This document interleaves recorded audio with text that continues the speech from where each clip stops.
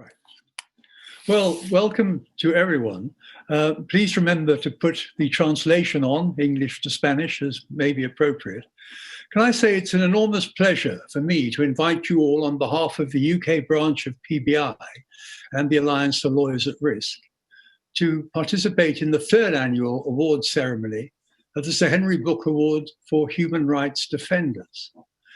These are strange times, and we cannot, alas, enjoy the advantage of meeting these impressive award winners face to face, nor meeting our friends and colleagues over a drink or even 3 or 4. We're all located in our own private spaces, but coming together online to recognize the work done by our 2 principal prize winners. Dina Metzer is from Honduras, a journalist who has a history of standing up for the, against the authorities to protect human rights, not least from fellow colleagues in the journalist field who are at risk for practicing freedom of expression. Ronaldo Villalba is a lawyer from Colombia and very active in a non-government organization, a human rights organization. You'll hear more from them later, and they will also speak about their activities. Incidentally, one of my favorite bottles of wine is actually an Argentinian Malbec called Villalba. So if Ronaldo has any links, do let me know. It'd be very useful.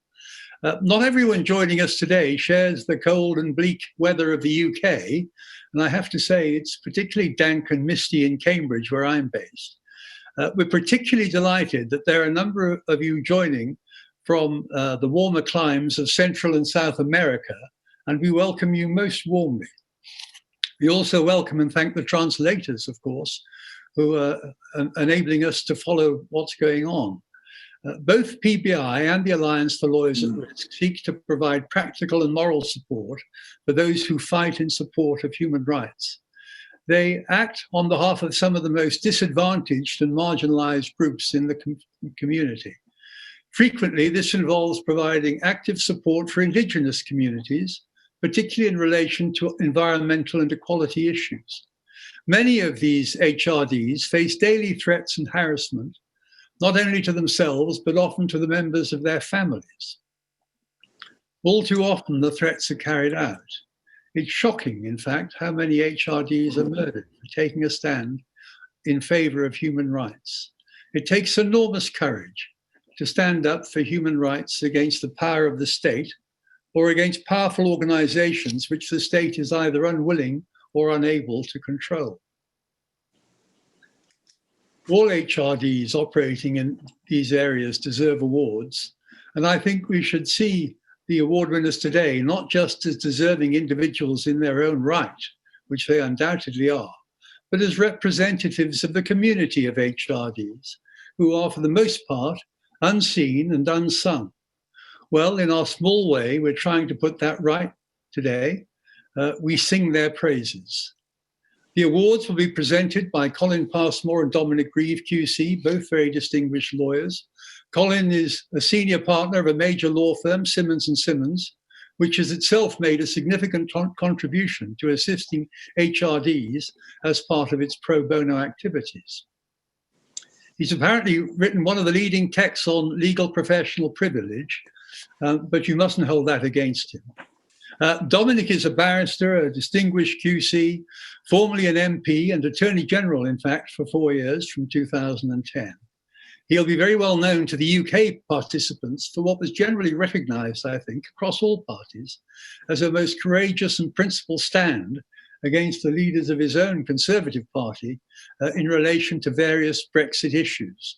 But don't worry, Dominic, we're not going to go into all that tonight. We're grateful to them both for agreeing to take part in this ceremony. The awards are, of course, given in the name of Sir Henry Brooke. Sir Henry was responsible, together with Susie Baskin, the redoubtable head of PBI UK, for initially setting up the Alliance some 10 years ago. Sadly, he died in 2018, not long before the first awards were given in his name. He was an outstanding judge who was involved in a variety of organizations whose aim was to advance principles of equality and human rights. More importantly, he was also a generous and humane man with enormous compassion and complete integrity. I have no doubt that he would have been delighted, and I suspect humbled, to see such outstanding individuals as Dina and Ronaldo being honoured in his name. I can assure them that they too should feel honoured that they have an award which bears his name. I now pass over to Dominic Grieve, who is going to introduce a film about the rule of law. Over to you, Dominic. Thank you. It's a great pleasure to be able to participate this evening as the invitation of Peace Brigades International and all the work that they have done in order to support human rights defenders. It made me think a little bit about my own role as Attorney General. When I was appointed Attorney General in 2010, I had to go to court, and in court I had to take an oath in front of all the judges. In doing so, the oath dated back to the 16th century, the time of Queen Elizabeth I. And I noted with amusement, but also with pleasure, that in that oath it required me to say that I would use my skills on the government's behalf as its principal lawyer, with a responsibility for prosecution and for representing the government in the courts, but that I would not abuse my post in order to delay or deny justice to anybody else. That, of course, is the very essence of the rule of law. It's what has given us in this country a particularly privileged position. But the fact that we enjoy that privilege shouldn't make us complacent. On the contrary, it's something to be guarded because it's precious and of great importance. And we don't have to look too far outside our own borders to see places where this simply doesn't happen. Of course, it can all be by degree. There will be instances where the rule of law is simply being a little bit eroded round the edges. People have difficulty in obtaining justice. But in other circumstances, it goes very much further. It actually creates a climate in which getting justice is well nigh impossible. And we meet this evening precisely because we want to celebrate those who, in such conditions of difficulty, are putting often their own lives at risk in order to try to make sure that justice is done and is obtainable by all within their countries. That's the purpose of the Peace Brigades, and that's what's brought us together this evening. Now, there is a film available which we can look at now and which I think sets out with great eloquence what the work of human rights defenders is all about. And I would really like it to be compulsory viewing for all the politicians, in particularly even in my own country, because I think that when they see it, they will appreciate all the more just how important are the benefits that we have the privilege to enjoy. Therefore, let us proceed to watch this video.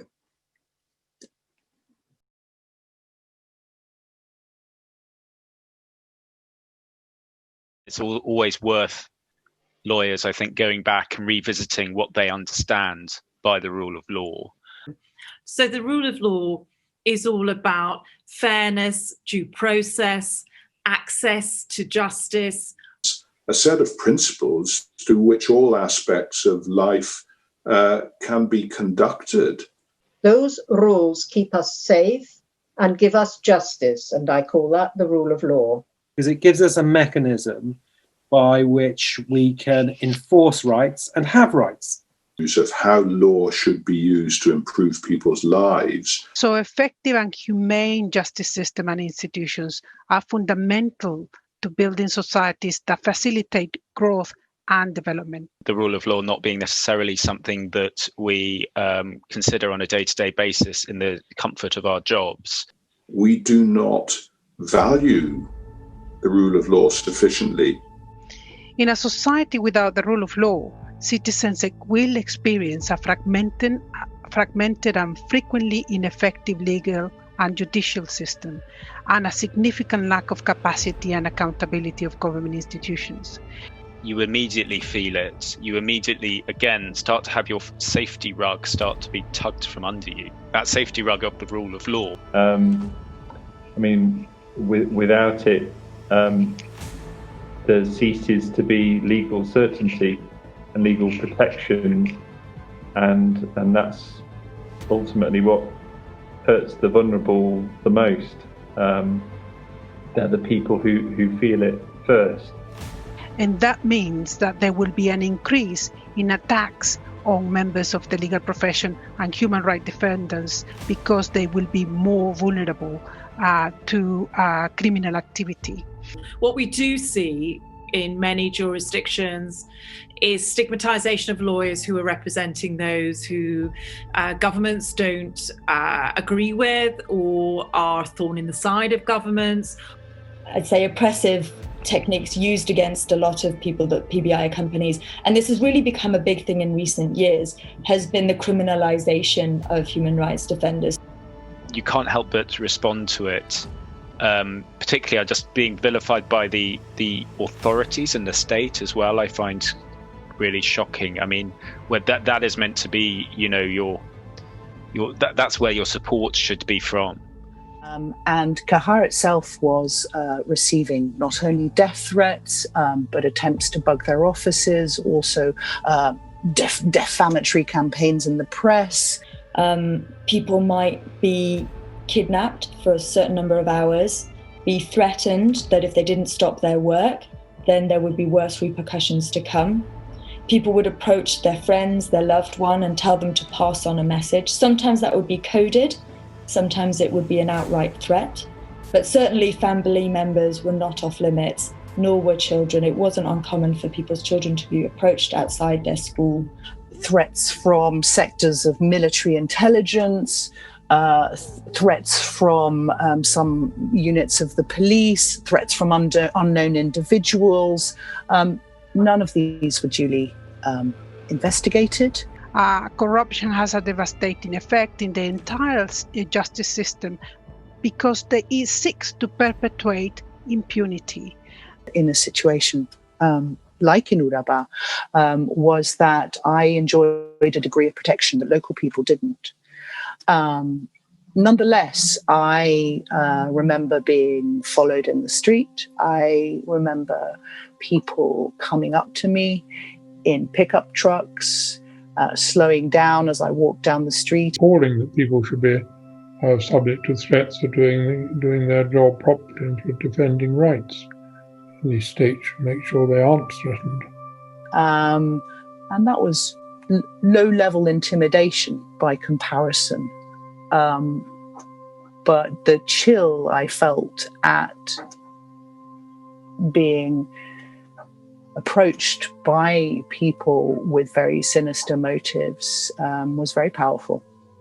And it gave me just a little glimpse of what Colombians deal with day after day. I think it's a huge luxury being a lawyer working in human rights in this country. I don't face threats going to court. That one's able to live a very normal life.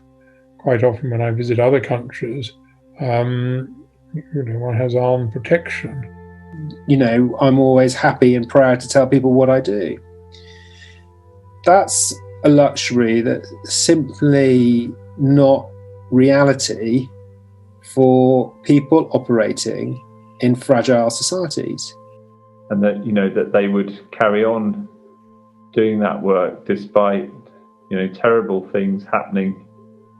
As a fellow professional, you feel, well, how could I work in those circumstances? You hope you would be able to, but you actually face the risks. You can't say, can you? It's very easy to say things from the safety of where we are now. I'm just humbled by that kind of work because I would I struggle to see whether I could do it in those kind of circumstances. People's family members were killed, and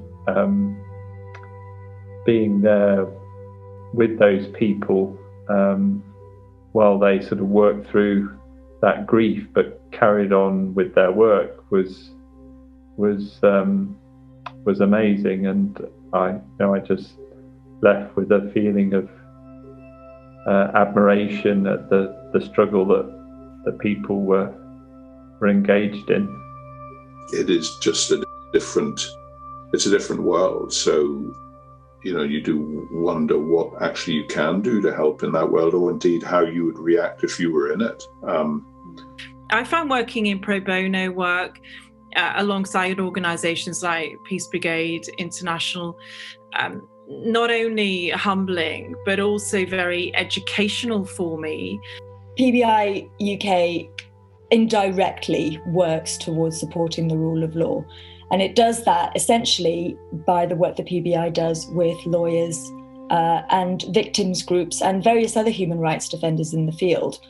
And I think the purpose of Alliance is simply for a set of people who share values but recognise they are privileged to at least feel they are trying to do something to support people for whom those very same things are a danger and a risk.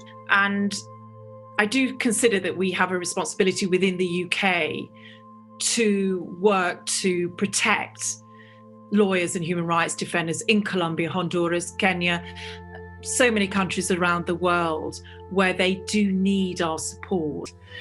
And the international community was very much there to echo and reinforce what they were saying and ensure that the information of what was happening on the ground and what the local civilian civic society groups were asking for, well, to amplify that and take that to the decision makers outside of Colombia, into the UN or to the inter-American sphere. And I really considered that just the fact of them knowing that we are watching and that we're listening when there is an issue does, in my experience, it certainly does seem to help them. I met human rights lawyers for the first time in London, in fact, and was astonished by their bravery and how they managed to continue to work in the face of these threats. They need to know how important they are to the world of global justice. They are making a huge difference within their own particular countries and their own states in helping the vulnerable, helping those without a voice. And that's why human rights defenders often play an essential role in allowing victims, and often in countries in which it's difficult to get access is where you get the worst violations of human rights. So human rights defenders play an essential role in giving voice to victims.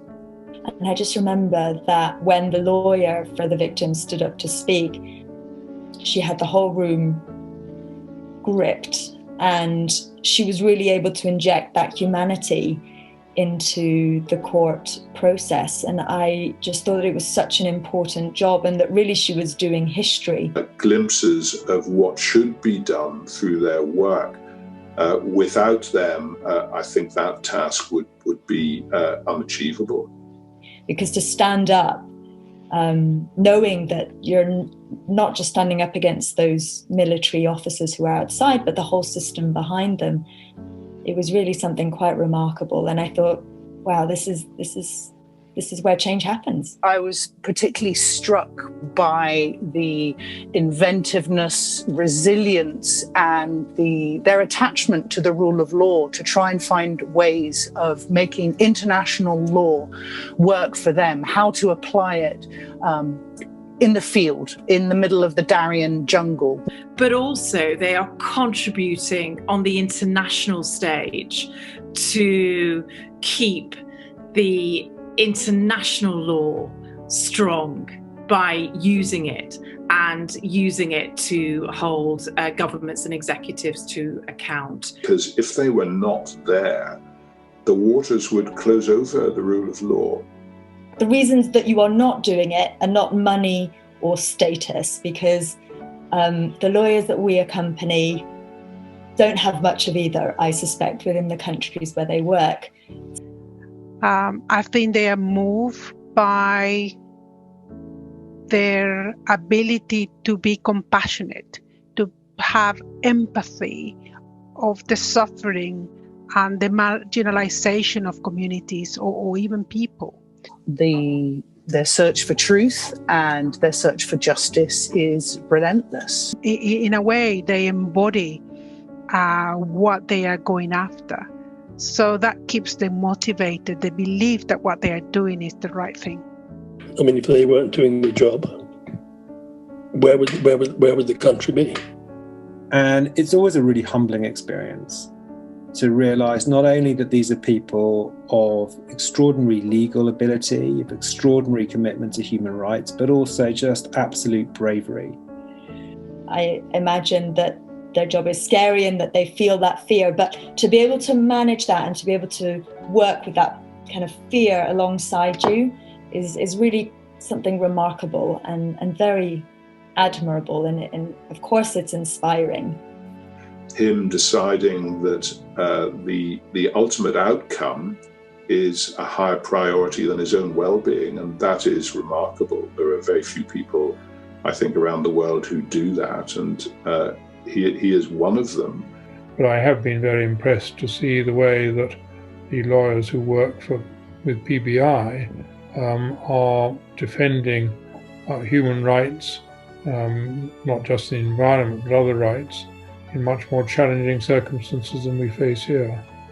And so I always have a kind of a mix of admiration, of humbleness and respect. And also there's a bit of me that's also, kind of takes pride in being part of a profession that they're members of as well.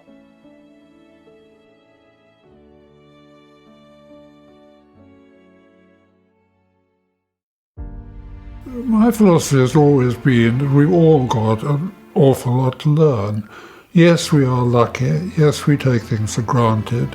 Yes, we haven't had a judge convicted of corruption for 200 years. And when I go around the world, and it's not only with PBI, with the Slynn Foundation in Eastern Europe, with the Commonwealth judges in Black Africa and the Caribbean, one sees brave lawyers standing up for the rule of law, wanting to join in partnerships with us. And it's a partnership of equals. It's not a partnership of teachers and learners in any way. And it is really quite inspiring to be able to be involved in that partnership.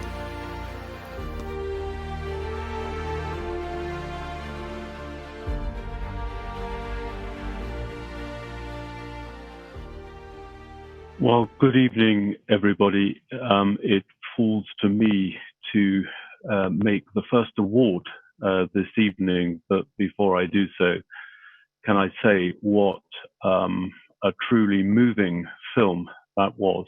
And just as there is a book by one of our greatest UK judges, Lord Bingham, called The Rule of Law, which I think should be required and regular reading for every lawyer around the world, I agree with Dominic that I think we should do our best to make this film seen, not only by politicians in the UK, but also members of the legal profession worldwide, because that was a truly extraordinary film.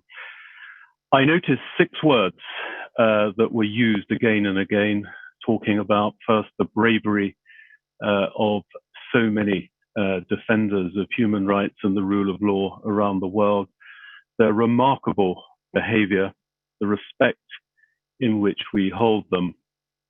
And it was noticeable, and rightly, just how many of the UK-based lawyers talked about the ease with which we can try to promote and support the rule of law, but from the comfort of our jobs without danger in the UK.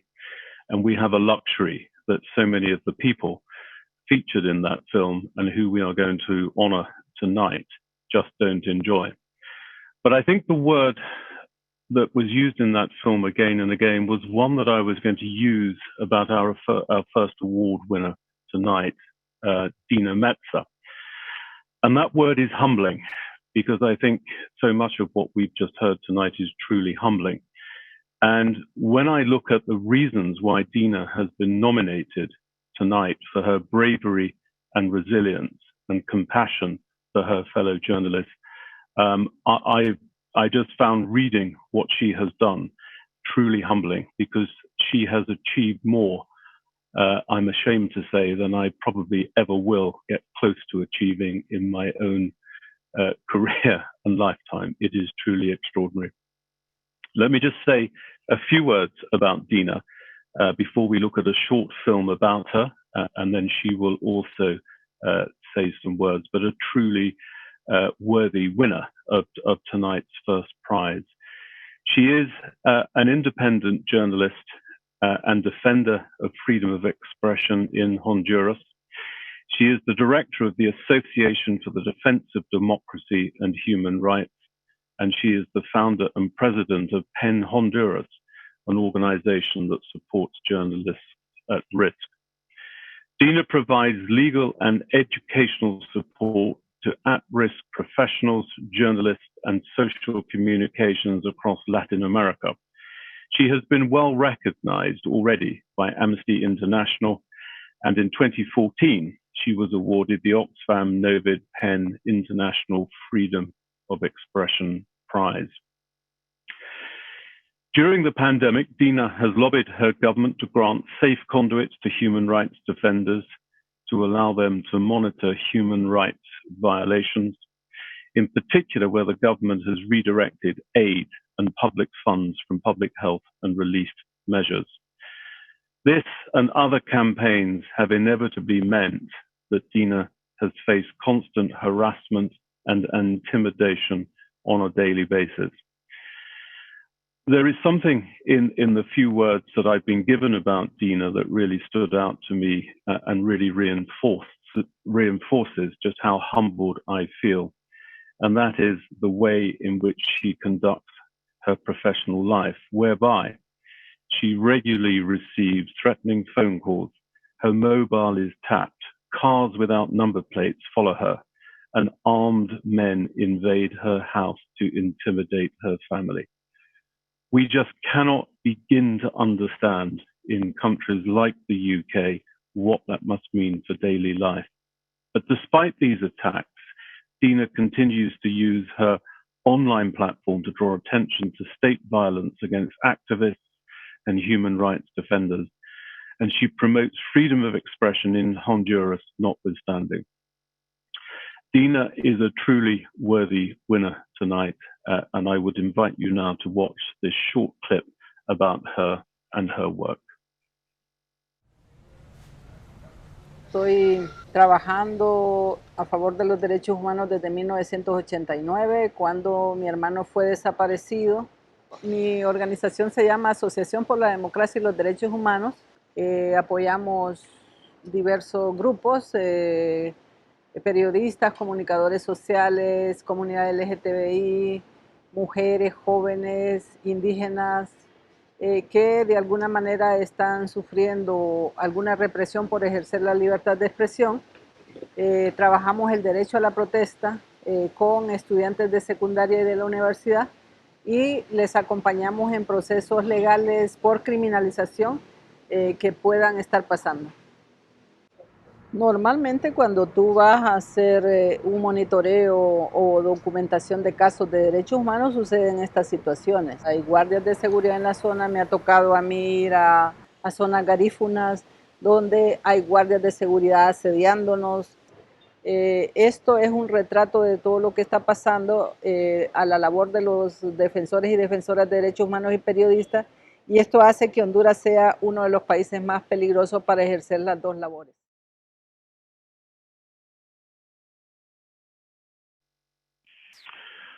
We are unable, sadly, to make a proper award to Dina in person tonight, but we do have a plaque in an attempt to recognize what Dina has done, and I hope you can now see this. And with that, Dina, I will hand over to you, please, to say a few words. Thank you. You are a very worthy winner. Thank you, Colin. Thank you so much. Gracias por estar acá este día. Es un honor estar en este evento. Me enorgullece haber sido escogida para recepcionar el premio Sir Henry Brooke, un hombre que apoyó la lucha por los derechos humanos y a las personas que nos dedicamos a esta tarea tan peligrosa en estados autoritarios y militarizados. Gracias a Susie Bascon, directora de PBI UK, y a la Alianza de Abogados en Riesgo, a los señores Sir Patrick ELIAS, Colin Passmore, Dominic Grieve, mis agradecimientos. Me llena de orgullo y de mucha responsabilidad que me hayan seleccionado por ser una defensora de derechos humanos en Honduras, un país donde se ataca a las personas que defendemos y promovemos los derechos fundamentales, a los periodistas y comunicadores sociales que se oponen a una agenda informativa mentirosa. Los crímenes, amenazas, persecución, vigilancia, intervenciones telefónicas y ataques cibernéticos, junto a campañas de desprestigio, son la estrategia de quienes no toleran a ciudadanos y ciudadanas que promovemos la paz y buscamos que se respete o restablezca el Estado de Derecho. Estas son arenas movedizas, sin una institucionalidad funcional y que está cooptada por poderes estatales y fácticos. Honduras pasa por un momento muy crítico, no solo por la pandemia de la COVID-19 y los huracanes, sino por el establecimiento de una muralla de impunidad abrazada con más fuerza desde el golpe de Estado de 2009 y fortalecida con el gobierno de Juan Orlando Hernández, que se mantiene en el poder desde el 2013 y que avanza con la intención de continuar manejando el país a fuerza de militarización, corrupción y cooptación del poder desde la institucionalidad, la cual no funciona cuando se trata de proteger a las personas que defendemos los derechos humanos. Nos toca hacer este trabajo a pesar de toda esta situación. No tenemos otra opción. La defensa de los derechos humanos es vital porque las víctimas están viviendo persecución y muerte. Desde mi organización, la Asociación por la Democracia y los Derechos Humanos ASOPODEU, establecida desde el 2012, apoyamos a las víctimas. Tenemos que hacer acciones aunque choquemos con esa muralla de impunidad, pero nuestro objetivo es derribarla. La persistencia y el trabajo permanente de un equipo muy comprometido ha posicionado a la ASOPODEU como una institución clave donde las víctimas pueden llegar y ser apoyadas. Mi organización tiene el periódico digital pasosdeanimalgrande.com, en el cual se considera una herramienta de incidencia para defender y promover los derechos humanos. Sabemos que es crucial publicar notas que toquen estructura y denuncien la situación de las víctimas. La vigilancia permanente y el acoso por el trabajo que hacemos nos ha hecho movernos del lugar, porque es difícil hacer el trabajo cuando tenemos desconocidos afuera que esperan el menor descuido para atacar. Los 31 años de llevar a cabo la defensa de los derechos humanos ha sido fácil. Sentir en carne propia la persecución tampoco ha sido fácil. Pero Dios me ha dado la fuerza y puesto en el camino ángeles a través de las organizaciones y personas internacionales que me han apoyado y también en Honduras. Salir al exilio, tal como me pasó en el 2013, en una situación que trastoca nuestra vida, pero que me llenó de fuerza por la solidaridad que encontré, donde me ayudaron a sobrellevar tantas cosas que me estaban pasando. Quiero contarles que mi familia ha sido un soporte vital en toda esta lucha por los derechos humanos. A mis hijos les ha tocado vivir la incertidumbre de amanecer o no con vida. Hemos sido constantemente acosados, solo por defender los derechos consagrados en nuestra Constitución y en convenios internacionales de los cuales Honduras forma parte. Mis hijos son quienes están tras el telón, apoyándome constantemente en esta tarea. Son esos héroes anónimos que me dan la fuerza para continuar. Les agradezco a PBI UK y a la Alianza de Abogados en Riesgo. Necesitamos con urgencia esa mirada internacional que aplaque a la jauría, que quiere ver ensangrentada mi patria. Hoy recibo este galardón pensando en los colegas y las colegas defensoras que fueron asesinadas, a quienes se les perforó sus cuerpos con balas por defender sus territorios y a las víctimas. Aún los perpetradores no han sido castigados justamente porque el estado de terror establecido pretende robarse la esperanza.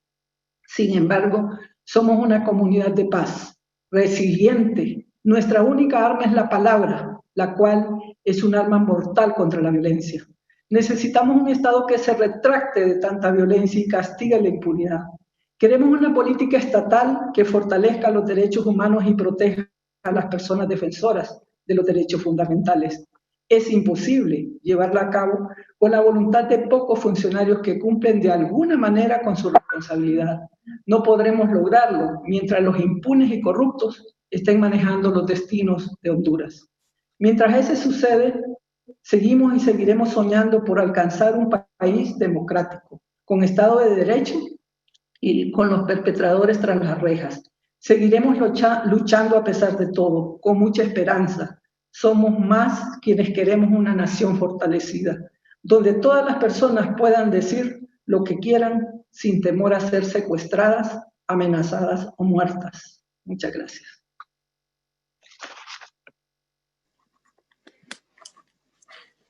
Thank you. Thank you for those eloquent words. The second winner and award is to Reinaldo Villalba, and it is my great privilege to make it. We've nominated Reinaldo for his steadfast commitment to justice, which he fights for in the face of incredible odds. Reinaldo manages the penal and national litigation for the José Alvear Restrepo Lawyers Collective, primarily criminal defense and the representation of victims of serious human rights violations in Colombia. Members of this organization have been vilified by the authorities and characterized as defenders of terrorism, particularly since much of his work has been on a case implicating the former Colombian president, Álvaro Uribe, in human rights violations. The case is based on allegations of witness tampering and fraud relating to crimes committed during the country's 5-decade civil war. Claims that the brothers were linked to the creation of a paramilitary bloc have led to further pressure on witnesses from third parties, a substantive threat to the rule of law. Reinaldo has been a member of his collective for 27 years, Colombian non-governmental human rights organization, contributing to the fight against impunity and the construction of an equitable society. The organization is recognized nationally and internationally for its work. The high-profile nature of its cases it takes on has exposed it to sustained attacks, threats and intimidation since its foundation. And the case against the former president has made it particularly exposed in this respect. There are some 130 individuals who are subject to profiling and surveillance from parts of the Colombian National Army who are members of the collective and are at risk. In response to these threats, a joint letter has been sent to UN special rapporteurs by a number of prominent UK legal groups asking for their intervention and protection for them. And it has been this year a landmark judgment when the detention of the former president was ordered by the Colombian Supreme Court on the 4th of August 2020, a significant day for victory for justice and the rule of law in Colombia. Before the award is made, and as I make the award and ask for Reinaldo to speak, we're going to see a short video clip in relation to his work. Históricamente, el colectivo de abogados ha sufrido ataques incluso de altos funcionarios del Estado colombiano. Así sucedió durante todo el gobierno de Álvaro Uribe Vélez y de hecho, repito, puso su organismo de inteligencia a atacar a los defensores de derechos humanos en general y específicamente al colectivo de abogados José Alvear Restrepo. Estos testigos relacionan a Álvaro Uribe con paramilitarismo, con la creación de un bloque paramilitar en el departamento de Antioquia. Esa es una de las pretensiones de Álvaro Uribe Vélez y para eso ha acudido a presiones, a amenazas por terceras personas y a otras actividades que la Corte está investigando. A esta comunidad internacional yo quiero decirle que en Colombia se sigue asesinando defensores de derechos humanos, que en Colombia se sigue asesinando líderes sociales, que en Colombia en los últimos 2 años han sido asesinados más de 300 líderes y lideresas, que son las personas que en su región están trabajando denodadamente por la protección y la garantía de sus derechos, por la defensa de los territorios. Las autoridades colombianas no han sabido responder para evitar esos crímenes, para ponerle un punto final a estos crímenes.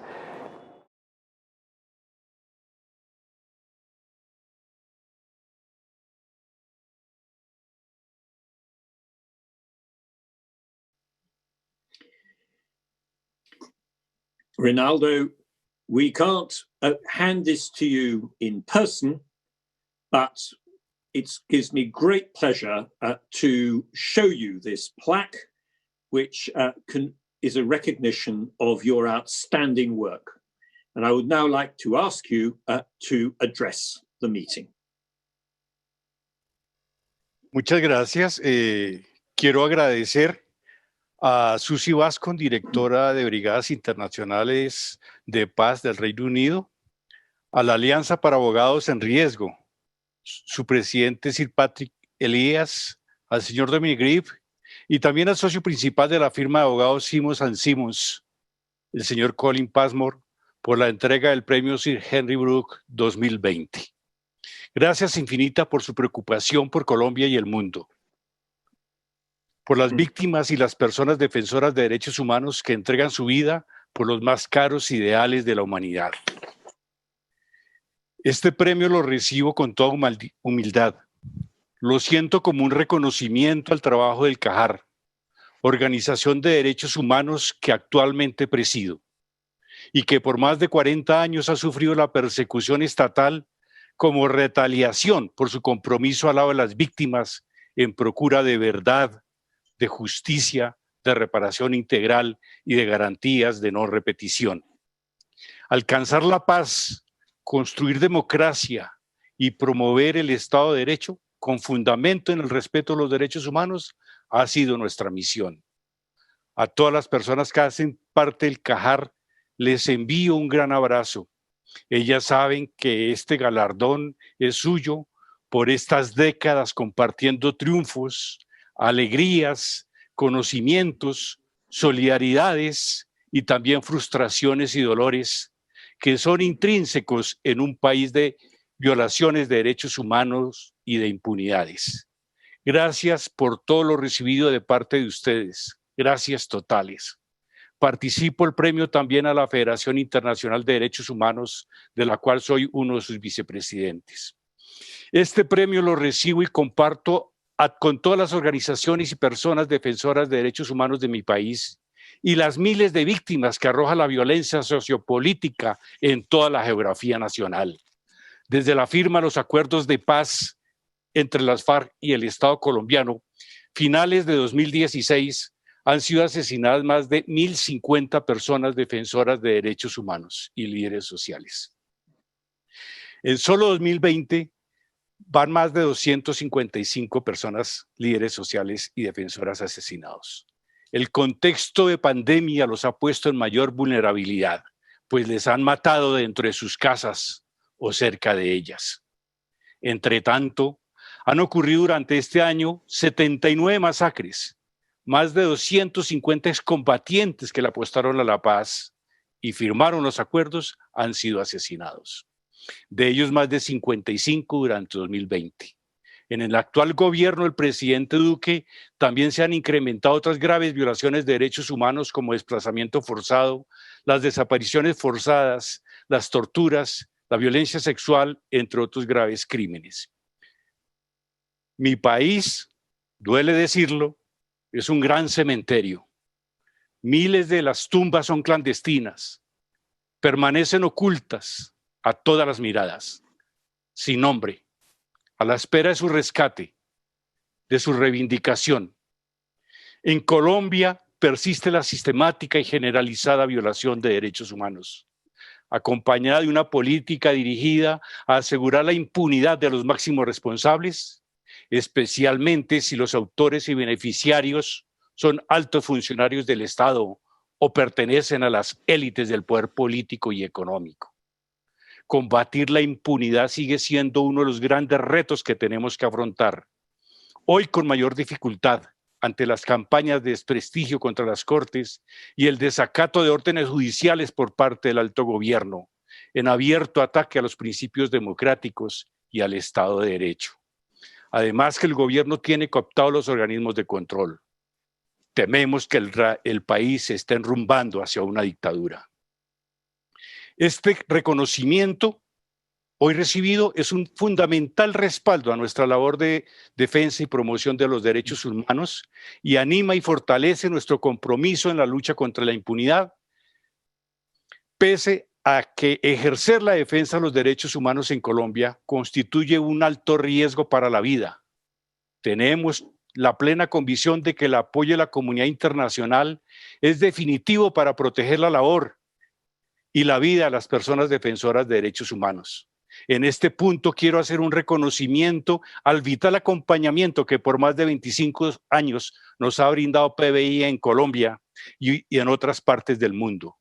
Su acompañamiento ha permitido que nuestro trabajo se mantenga en las diferentes regiones del país, pese al clima de inseguridad y amenazas en el que desarrollamos nuestra labor y sin duda ha contribuido a que estemos vivos en este escenario en que la muerte hace presencia cotidiana. Me complace compartir esta ceremonia con la periodista y defensora de derechos humanos hondureña Dina Mesa. Honduras vive, como la mayoría de países de nuestra región, una profunda crisis en materia de democracia y derechos humanos. Me honra ser una de las personas integrantes de la misión de observación calificada de los procesos penales que se adelantan por el asesinato de la inmortal y siempre viva Berta Cáceres, defensora de su pueblo indígena lenca, del campesinado, del territorio y los recursos vitales ante la avaricia devastadora de megaproyectos hidroeléctricos y mineros. Permítanme hacer un reconocimiento a mi familia, a mi esposa, a mis hijos, a mis hermanos, a toda mi gran familia, quienes han vivido por años la zozobra y la angustia de lo que puede ocurrirme por mi condición de defensor de derechos humanos, por su apoyo permanente e incondicional, pero además porque a nuestras familias se ha extendido la persecución estatal. Igualmente quiero ofrecer este premio a la memoria de mi padre, quien falleció en años recientes, a mi protectora madre que está hoy cumpliendo años, ellos, mis arquitectos de vida. También rememoro a la madre de mi esposa, quien no alcanzó a compartir este momento porque la muerte la sorprendió este año. Tuve el privilegio de conocer y compartir con Sir Henry Brooke, un humanista íntegro que entregó sus energías y su sabiduría al más alto sentido de justicia. Por eso saludo que se haya creado este premio en su memoria. Sir Henry Brooke hizo de la protección y defensa de las personas defensoras de derechos humanos en todas las latitudes del planeta una de sus más loables misiones. Haber conocido de sus calidades humanas me hará llevar con orgullo este premio y prometo estar a la altura de lo que significa ser portador de tan importante reconocimiento. Hago un llamado a los gobiernos y a la comunidad internacional para que mantengan la atención en Colombia sobre la situación de derechos humanos en Colombia, especialmente en relación a las víctimas de graves violaciones de derechos humanos y en la exigencia al gobierno colombiano para que dé cumplimiento integral a los acuerdos de paz que constituyen un paso importante en la construcción de democracia y de superación de la injusticia social y de la inequidad, pues mi país es uno de los más inequitativos del mundo. Gracias a todas las personas que nos están acompañando vía virtual en esta inolvidable y bonita ceremonia. Muchas gracias, muchas gracias. Thank you, Ronaldo, for those words, and may your good work prosper. And now we will go over to Susie Baskin, who is going to say a few words. Buenas noches a todos y a todas en la audiencia. Quería felicitar especialmente a los ganadores del premio Sir Henry Brooke, a Dina Mesa y a Reinaldo y Alba, mis queridos defensores, que he conocido por muchísimos años y hemos acompañado durante muchos momentos difíciles. Quiero agradeceros por vuestra persistencia y por vuestro gran compromiso por la justicia social, que lo habéis demostrado día a día durante muchos años. La gota que rompe la roca no lo hace por su fuerza, sino que lo hace por su persistencia. Creo que esa frase define muy bien las cualidades que tenéis los dos de seguir adelante a pesar de las dificultades, con esa resiliencia que os caracteriza. Supongo que no existen premios realmente para reconocer la importante y tan arriesgada labor que hacéis como defensores de derechos humanos. Con este premio que lleva el nombre de nuestro querido Sir Henry, lo que queremos es de alguna manera reconocer esos valores que para él eran tan importantes, que vosotros en vuestro día a día y en vuestro trabajo representáis: el coraje, la compasión y el compromiso con la justicia. Además, queremos usar esta ocasión para recordaros que no estáis solos ni solas, que la comunidad internacional está a vuestro lado y que seguiremos trabajando y luchando para que podáis seguir haciendo vuestro trabajo. Hoy siento que se completa un círculo. Hace 14 años, Sir Henry fue invitado a un evento por PBI UK. En este evento, Reinaldo habló y compartió su testimonio de vida y profesional. Fue precisamente ese compromiso que Reinaldo demostró en ese evento y que Sir Henry sintió, que es lo que le hizo seguir involucrado con PBI y en última instancia fundar la Alianza para los Abogados en Riesgo. Después conoció a muchos otros defensores y desde entonces siguió apoyándoles de forma incondicional. Muchas gracias. My name is Henry Brooke. I was a lawyer and a judge for nearly 50 years. I retired 10 years ago, and the month after I retired, I had a letter from Susie Baskin asking me to a PBI event. I wanted to help because it was obviously something which was well worth supporting. In a sense, it was a new area for me. There were very, very brave lawyers risking their lives for their clients, and there were these remarkable volunteers going out to assist them. And if there was any way in which I could help galvanise interest in the English human rights world in what they were doing and to provide more support for them, well, seeing as I was completely retired, that was something I could do. I support PBI because the work they do is such important work. I can think of few things more difficult, but also more important than accompanying and protecting people at risk of violence who are defending the human rights of other people, often very disenfranchised people. Because the first thing you realize is how comfortable your existence is and how easy it was to hold those principles, because it effectively cost you nothing to do so. I think it's only natural that that privilege makes us a bit complacent, and I think it's useful for us to understand the work of others, not only so we can essentially see what we can do to try and assist them in the difficulties they experience, but also so we can recognise and understand how important the rule of law and the framework that we currently enjoy is, and how important it is.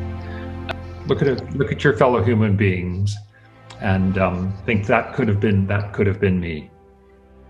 I think the familial pressure would be such that I wouldn't be able to do it.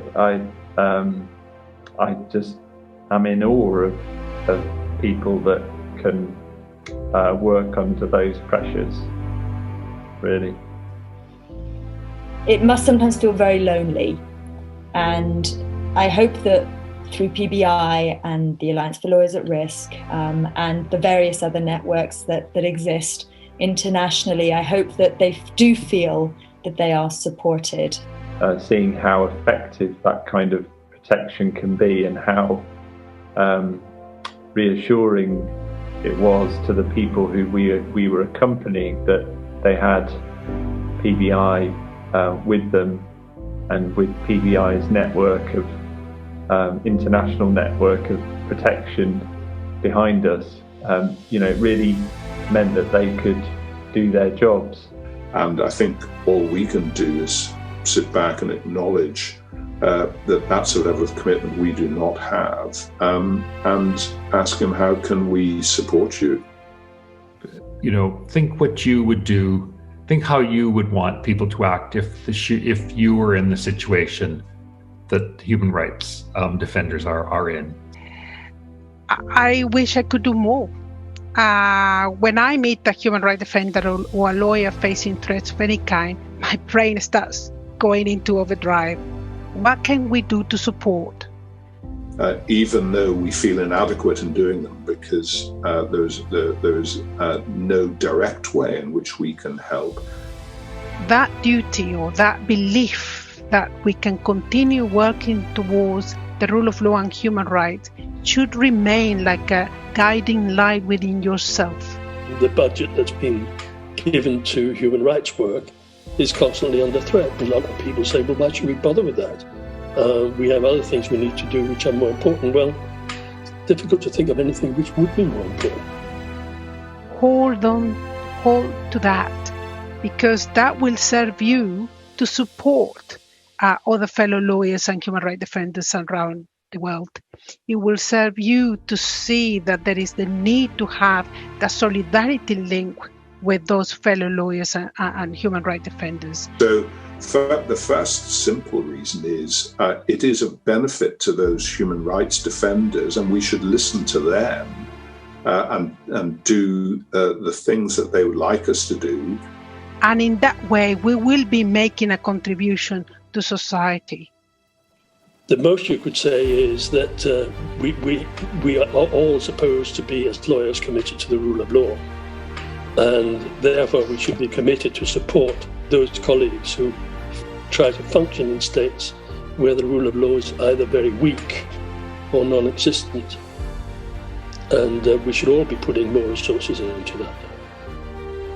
And I think that this kind of support helps them to ensure that their motivation to make a difference and to defend human rights is shared. I think one should try and reach out to lawyers in other countries and give them support when one can, both financial and in practical ways.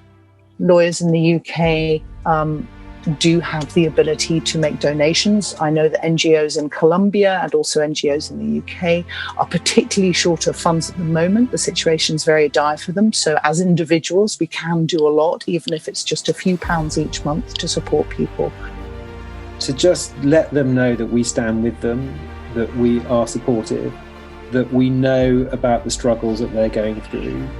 The real meaning of commitment to principles and the cost of showing that commitment, even though you are not required to pay that cost yourself. And I think people will benefit themselves from that also. We should do that in whatever way we can. We should do it by supporting PBI. We should do it by supporting the work of the Alliance. We should do it by going on delegations. We should do it by writing letters and contributing to legal opinions. And if we can't do any of that, we should do it by giving money to PBI and to the Alliance. I've decided to put up £10,000 towards this cause, but I would love it to be matched by those in the audience tonight. So I would just ask whether you would consider putting up some money to enable me to release this £10,000 that I would love to see PBI have to do its good work.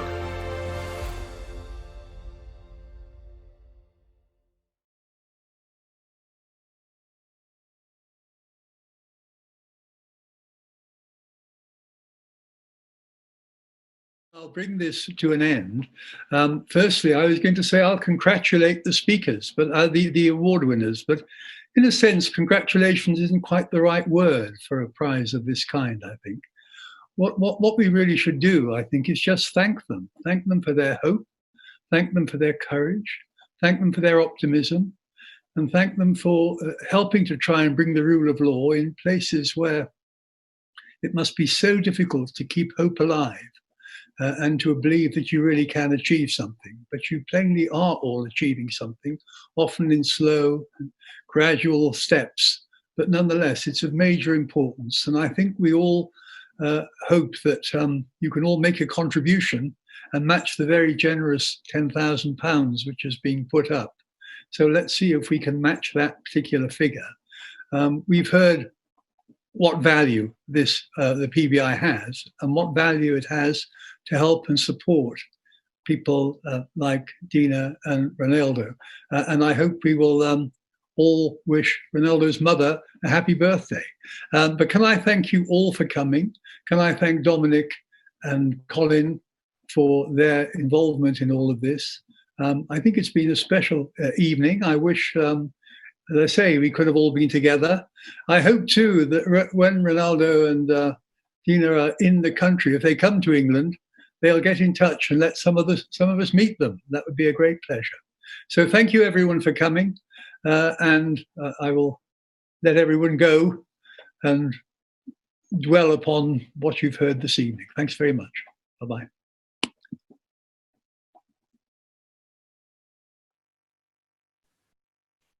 Muchas gracias.